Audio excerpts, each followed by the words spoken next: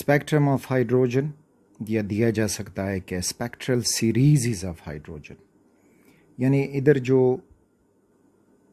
Bore atomic model है तो वो अप्लाई हुआ और एक एक साइंटिस्ट आता गया, हाइड्रोजन को मुख्तलिफ फॉर्म में स्टडी करता गया, तो उसको हम कुछ यूँ समझ सकते हैं कि ये जो हैं हम हाइड्रोजन के मुख्तलिफ ऑर्बिट्स बनाते हैं। दिस इज़ फर्स्ट ऑर्बिट, ये हुआ सेकेंड ऑर्बिट और इस तरह से third,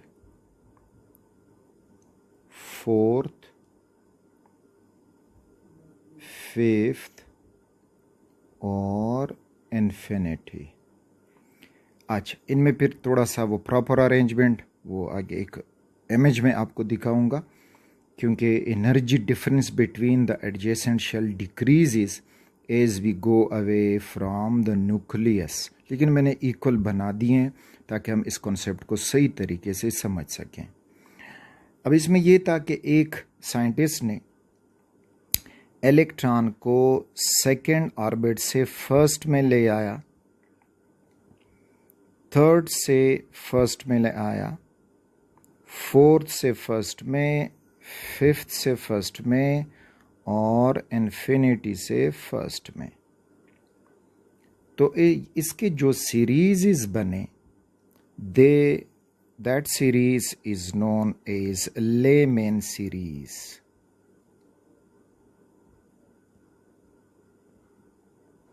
it is Lyman series, scientist का नाम है। अच्छा, दूसरे साइंटिस्ट ने फिर ये किया कि उसने इलेक्ट्रॉन को थर्ड से सेकंड में ले आया, कैलकुलेशन की, फोर्थ से सेकंड में कैलकुलेशन की उसकी फोटोन जो रिलीज़ कर रहा है, इसी तरह फिफ्थ से और इन्फिनिटी से सेकंड में। तो ये जो सीरीज़ है ये कहलाती है बाल्मर सीरीज़।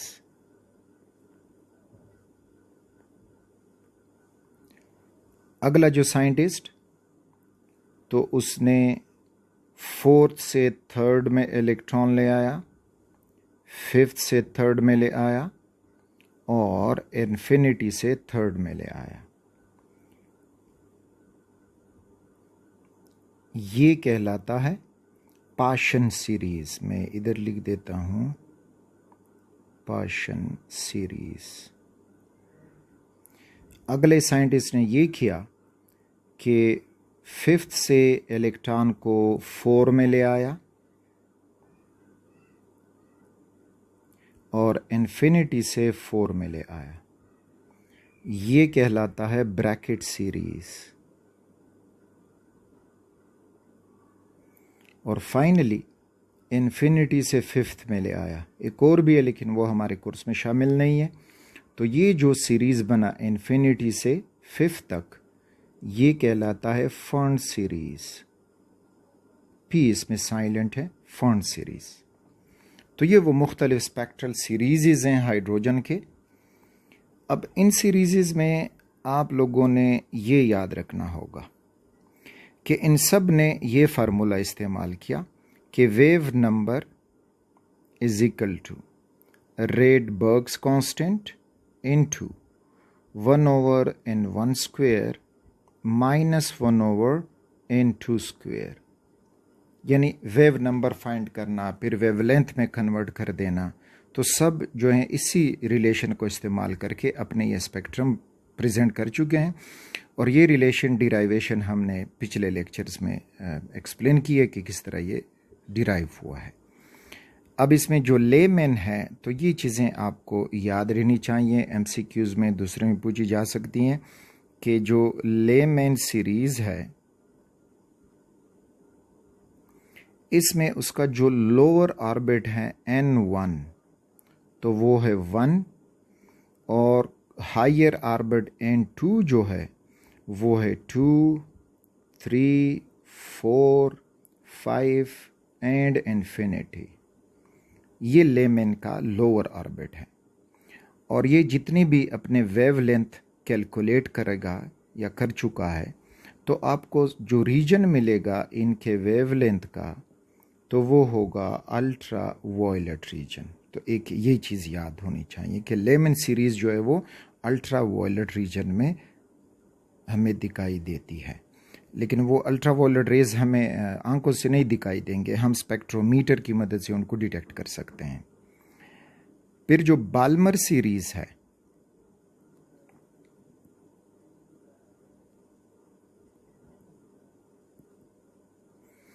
तो बार्मल सीरीज का जो लोअर ऑर्बिट है N1 तो वो है सेकंड, और उसका हायर ऑर्बिट जो है वो है third, fourth, fifth and infinity. ये बाल्मर सीरीज। और बार्मल सीरीज के जितनी भी हम वेवलेंथ कैलकुलेट करेंगे तो आपको ये मिलेगा विजिबल रीजन में, यानी सारे वेवलेंथ आपको दिखाई देंगे, हम उनको नेकेड आई से देख पाएंगे। उसके बाद फिर जो ब्रैकेट सीरीज़ है और पाशन सीरीज़ है, फर्न सीरीज़ है, तो पाशन सीरीज़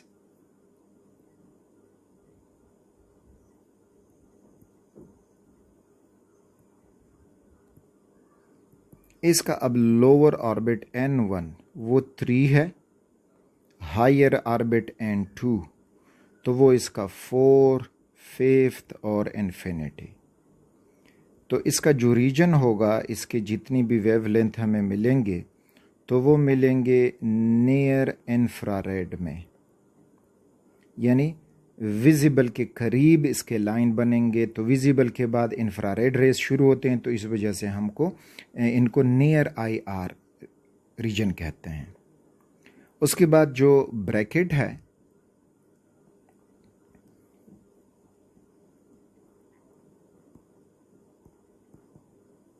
ब्रैकेट सीरीज में अब उसका जो लोअर ऑर्बिट है तो वो फोर्थ है, और हायर ऑर्बिट उसका जो है फिफ्थ एंड इन्फिनिटी। और इसका रीजन आपको मिलेगा मिड IR, यानी IR का बिल्कुल मिड रीजन में इसके ये वेवलेंथ हमें मिलेंगे, स्पेक्ट्रम में शो होंगे। अच्छा, फिर आखिर में जो फर्न सीरीज है,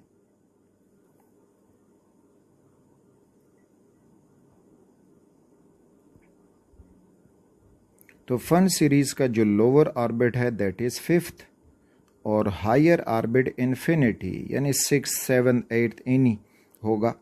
तो फर्न सीरीज भी इसका जो रीजन है वो हमें मिलेगा फार इंफ्रारेड में, फार IR।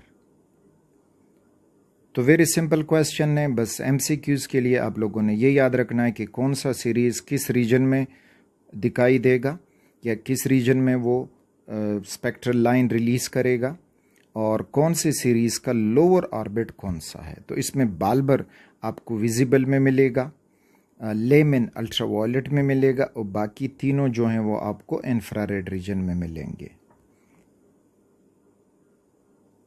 तो अगर हम इन सीरीज़ को प्रॉपर तरीके से ड्रॉ करें तो इस किस्म का आपको ये चार्ट या डायग्राम मिलेगा। इसमें बाकायदा वो बनाए हैं कि जो एनर्जी गैप है between the adjacent shell that decreases as we go away from the nucleus. तो इसमें देखते हैं कि इन्फिनिटी से डायरेक्ट वो फर्स्ट शेल में आ रहा है, इसी तरह से फर्स्ट शेल में, तो ये आपको मिलेगा यहाँ पे लेमन सीरीज़। तो ये लेमन सीरीज़ दिखाई दे रहा है। फिर अगर वो सेकंड शेल उसका लोअर शेल है तो दैट इज़ बाल्मर सीरीज़, और बाल्मर सीरीज़ जितना भी है वो आपको इस विजिबल रीजन में मिलेगा। यानी अगर हम इनकी कैलकुलेशन करें तो ये 4000 एंगस्ट्रॉम से लेकर 7000 एंगस्ट्रॉम या 400 नैनोमीटर से 700 नैनोमीटर तक, यानी जो विजिबल रीजन है।